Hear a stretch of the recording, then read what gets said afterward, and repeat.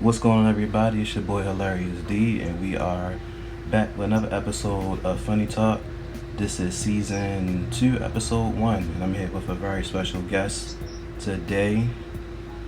She is an author, and today we're gonna learn about her and her book, man. So, for all you book listeners or readers, get ready to purchase a new book. Butterfly? Yes. What's going on? How are you today?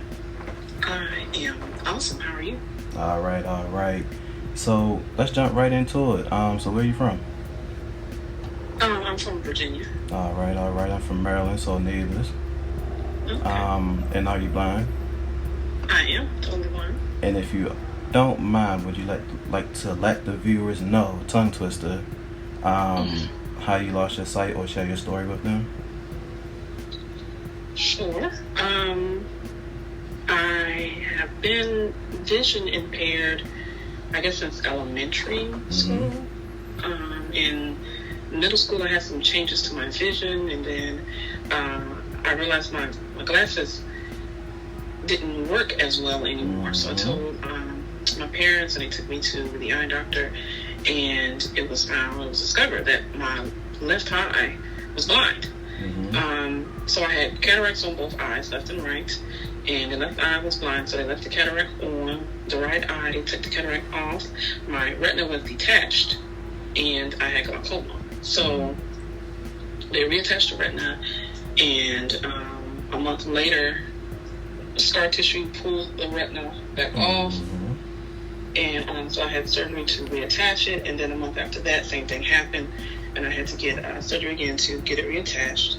And then they put on something called an eye buckle, which some years ago I really don't know what that was for or what it did.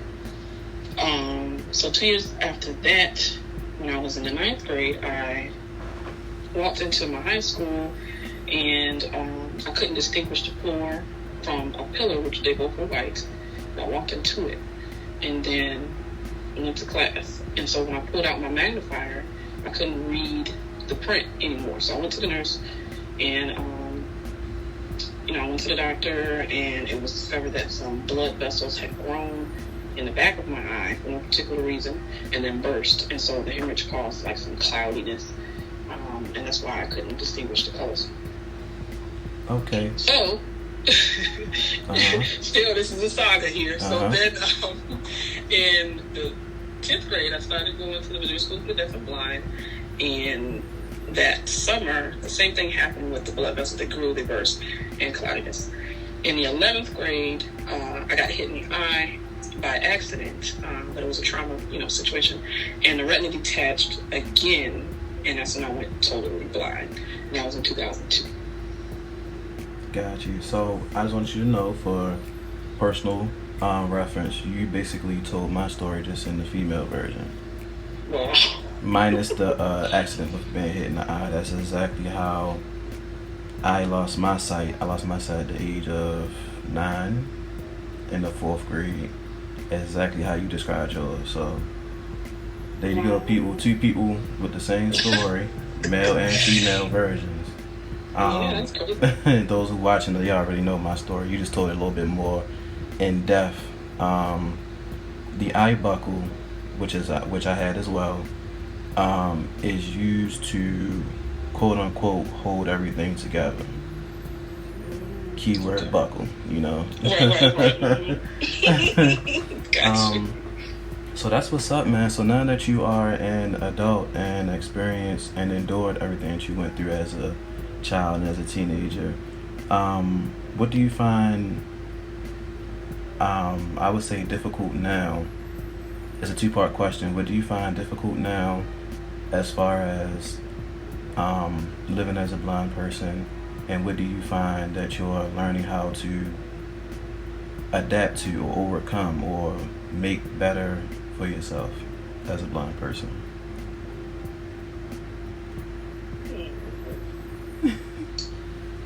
Okay. I guess my answer to that is really kind of everybody's answer, I would think. Accessibility and perception are the 2 things. And perception can be a big one, because people really don't understand. They don't understand blindness, and they fear it so much that they don't know what to expect. So they expect the worst or the least, or whatever the most negative expectation is. They expect that. Okay. And I'm listening. Go ahead. Oh, okay. And so to overcome that, it's just about teaching people and educating people and advocating for myself. Okay. Hey, that's where we all are. No matter what age, no matter what male or female, that's where we all at with this thing we call blindness. So let's get right into it, man. So you are an author, correct? Oh, am I was gonna say we not into it yet. Yes. Yes, I am an author. So with creative writing and things like that, what genres do you write?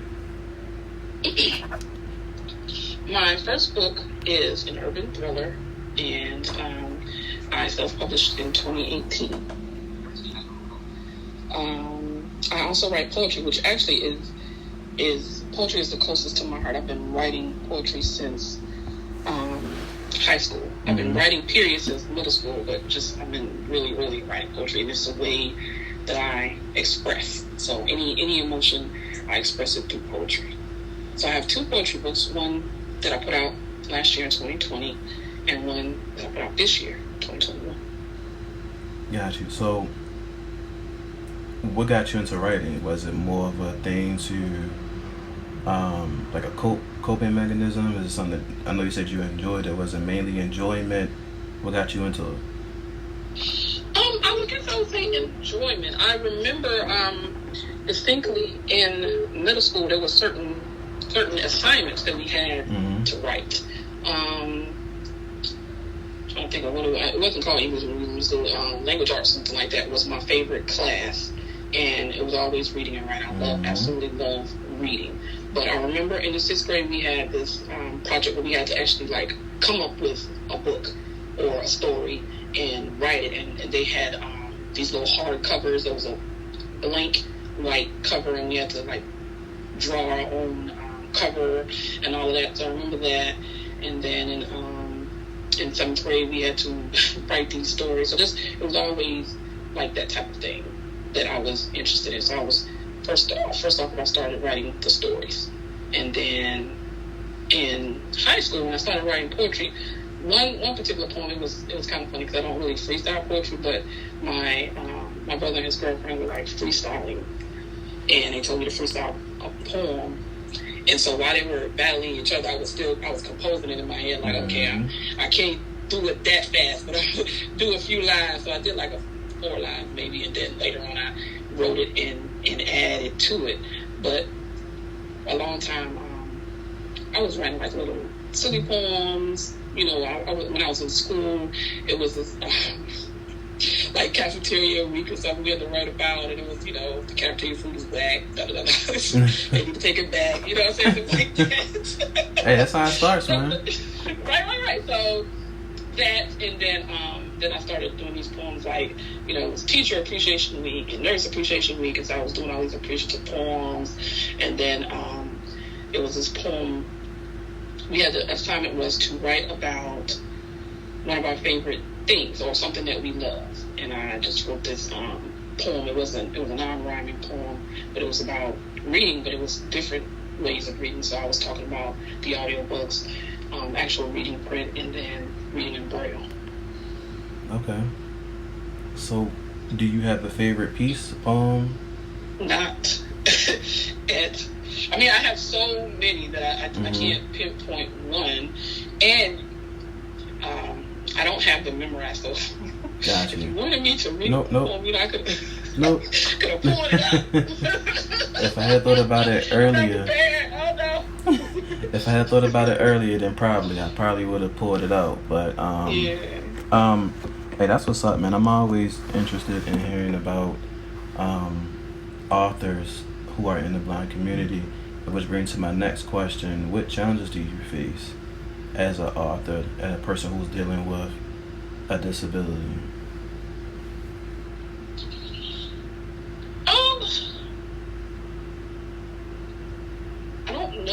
faced any challenges with those two, like that intersection of being an author and being disabled. My own challenges are to my own, like my introversion. I'm not really a marketer type of person, so it's very difficult for me to put myself out there like, hey, buy my book. But that's not in relation to me being blind. It's just my own personality. So it's not, I can't really think of anything at this time. Even with the self-publishing, different connections help with that. Like, we're part of the National Federation of the Blind, and they have a writers division. And so I was on these writer division calls at one point, and DLD Books was up there, and they help with self-publishing and the proofreading and editing and all of that. So I hooked up with them, and I've been with them for all three of my books, and I really appreciate their assistance with getting it out. So I don't think I'm facing any challenges in that regard. Hey, that's what I like to hear, man. That's exactly what I like to hear. Is the part that where you are networking and getting hooked up with NFB and things like that. So I can throw that next question out the window, but that was about to be my next question. That's right, make my job easy. So where can we find your book, and where can people find you if you want them to? All right. Well, Amazon. Let me see if I can say the page. http://www.dldbooks.com/bthomas/. I am on TikTok, but I just got up there, and I was working on my Hamilton series with me just singing Hamilton songs. I cannot sing, so don't be expecting that a good singing voice. I just love Hamilton. So you can find me on there at Blind Obsidian Butterfly, and I'm also on Twitter at Butterfly T Novel. Got you. And so before we get out of here, any advice to a young man or a young woman who is striving to be an author?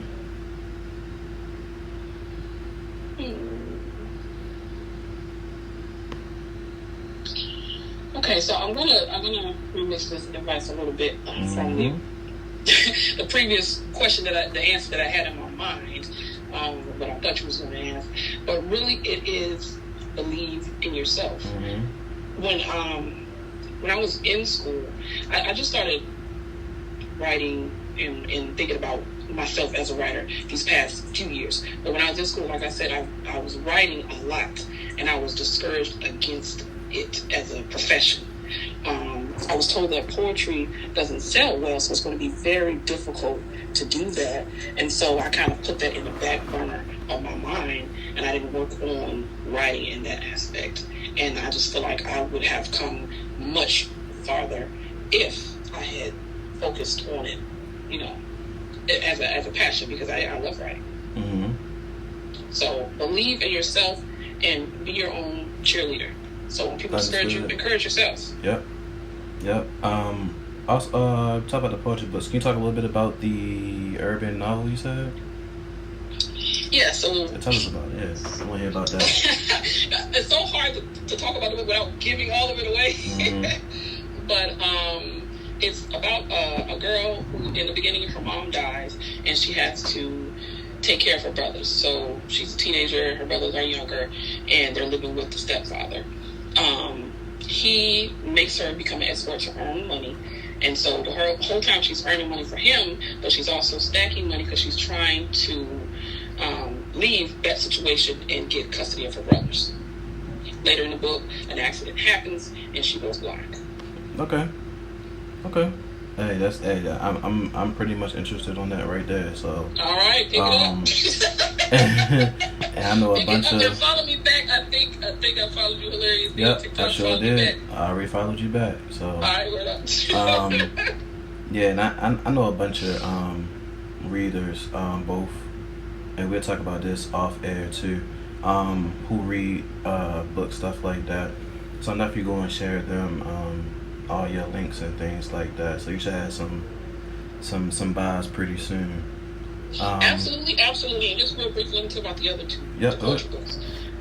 So the one called "In My Feelings" is that's the one they put out last year, and it kind of it kind of got overtaken by the pandemic because I put it out in March and the pandemic hit.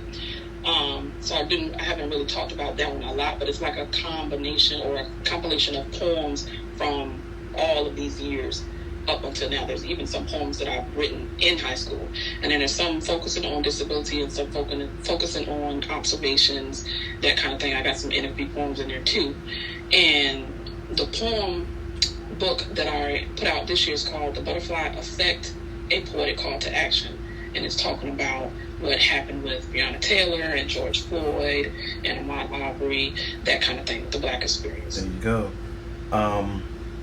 And I keep kind of all these questions. That's how my mind works sometimes.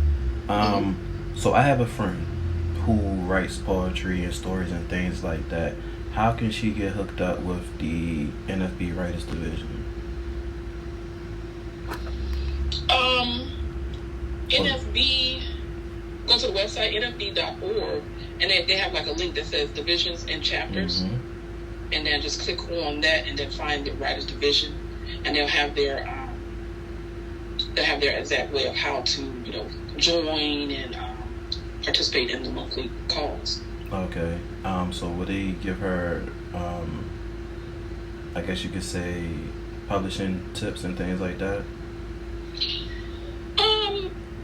If there's somebody specific to ask, or I guess the head of the Writers Division, because I didn't ask them specifically for publishing tips. It was just like a call that I was on, and they had guest speakers. Okay. All right. Yeah.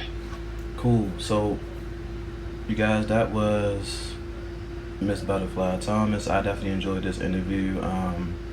Especially this is probably one out of the first 4 that I've done that was different, where I went in not knowing anything about the person. So that was my thought, like, okay, I don't know anything about this person. How is it going to go? It went pretty well for me. So any last words you want to say to the viewers? No, just thank you for having me. I appreciate this. And hey guys, just live life, accept yourself, and be your own encourager.